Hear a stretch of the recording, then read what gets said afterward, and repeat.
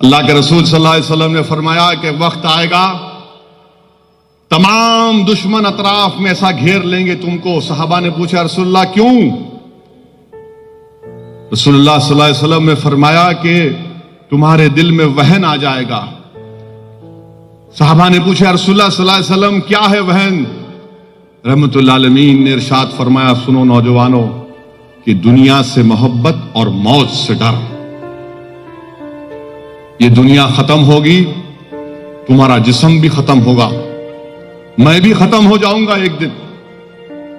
میں بھی اس دنیا سے کب جاؤں گا اللہ کو معلوم. اور دعا کرو کہ شاید مجھے جگہ مل جائے سبز گنبد کے مکی کے اس گنبد کے سائے میں.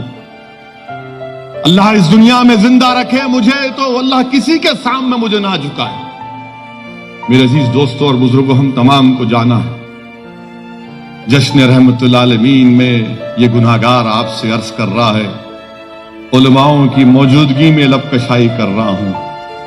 اللہ کے رسول صلی اللہ علیہ وسلم کے پاس جب ادبا آئے تھے اہل قریش کی طرف سے اور آ کر کہا کہ محمد صلی اللہ علیہ وسلم آپ کا مقصد کیا ہے؟ آپ دولت چاہتے پوری دولت دے دیں گے، سرداری چاہتے سرداری لے لو، کسی خوبصورت عورت سے نکاح کرنا چاہتے ہم پیش کر دیتے.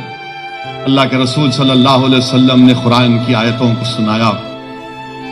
وہ پریشان ہو گیا اور جا کر اپنی قوم سے کہا کہ نہیں، یہ کوئی شاعر نہیں ہے، یہ کوئی شاعر نہیں ہے، یہ کوئی جادوگر نہیں ہے، یہ اللہ کا سچا نبی ہے، اس سے مقابلہ مت کرو. اللہ کے رسول صلی اللہ علیہ وسلم کے چچا نے پوچھا کیا ہے یہ؟ تو محمد مصطفیٰ صلی اللہ علیہ وسلم نے رحمت اللہ عالمین نے کملی والے نے شاخ روزے جزا نے ہم کو بتایا کہ اگر دنیا کل تمہارے سامنے آ کر آقا نے فرمایا کہ اگر کوئی میرے ہاتھ میں سورج کو رکھ دے گا، ایک ہاتھ میں چاند کو رکھ دے گا، تب بھی میں اظہار حق سے منہ نہیں موڑوں گا. ظالموں، اگر تم سمجھتے ہو کہ ہم اپنا ایمان کا سودا کرتے ہیں تو کوئی کرتا ہوگا مگر ہم نہیں کریں گے. ہم جس حال میں ہیں کچھ ہم مر جائیں گے، یا تو تم کو ہم کو مارنا پڑے گا، ہم کو جسموں پہ ہمارے گولیاں مارنا پڑے گا، یا جیلوں میں ڈال کر ہم کو ختم کرنا پڑے گا. مگر یاد رکھو اسلام کے دشمنوں، جب تک ہم زندہ ہیں نہ تمہاری دولت ہم کو خرید سکے گی، نہ تمہاری طاقت ہم کو دبا سکے گی. ہم زندہ رہیں گے تو پکار پکار کر کہیں گے کہ میں محمد مصطفیٰ صلی اللہ علیہ وسلم کا امتی ہوں. تم ہمارے آقا کے فرمان کو بھول گئے. اگر کوئی منافق بھول گیا تو بھول جائے، مگر ہم نہیں بھولیں گے. تم ساری دنیا کی دولت لا کے دے دو مگر ہم اپنے دین کا سودا نہیں کریں گے.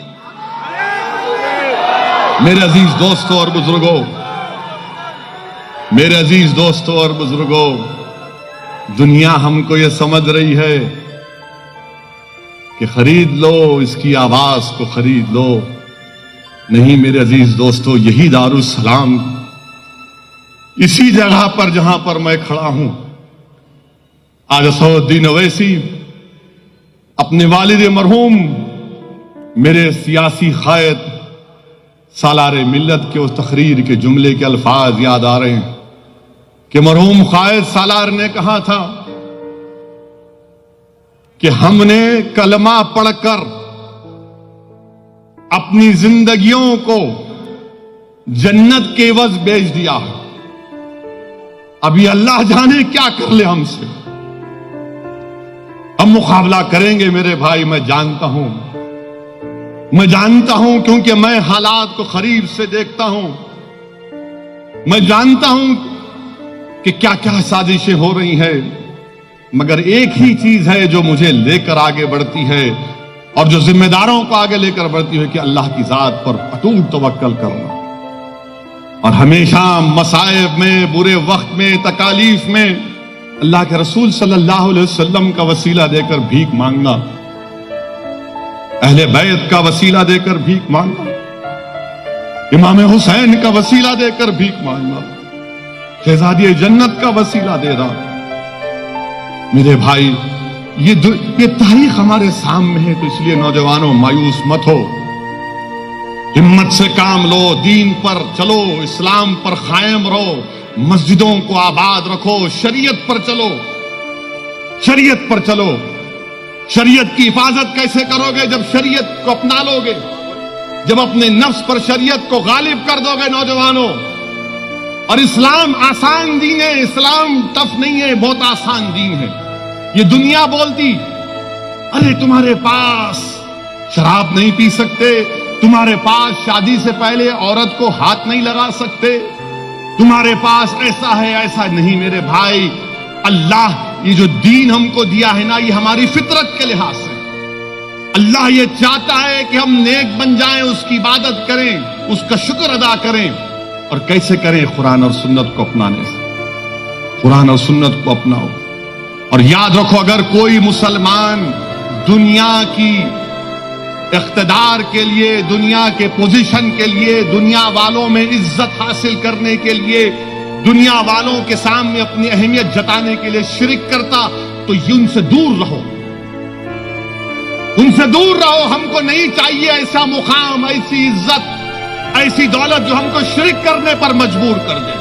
ہم صرف اللہ کی عبادت کرتے ہیں اور اللہ کی عبادت کرتے رہیں۔ اللہ ہمارا خدا ہے، ہم اللہ کو ماننے والے ہیں، اللہ ہمارے لیے کافی۔ ہم اپنی زبان سے، اپنی حرکات سے، یا خدا نہ خواستہ کبھی مصلحت کے نام پر بھی ہم شرک نہیں کریں گے۔ اور اگر کوئی کر رہا ہے، دور رہو اس سے، اور دعا کرو اس کے لیے کہ اللہ ہم کو بچائے اور اللہ اس کو بھی بچائے۔ میرے عزیز دوستوں اور بزرگوں، یہ حالات ہیں، حوصلوں کو بلند رکھیے۔ انشاءاللہ تعالی یہ باطل طاقتوں کا طوفان چھٹے گا، یہ کالے بادل جو عالم اسلام پر، مسلمانوں کے سروں پر منڈلا رہے ہیں، ہٹیں گے انشاءاللہ تعالی۔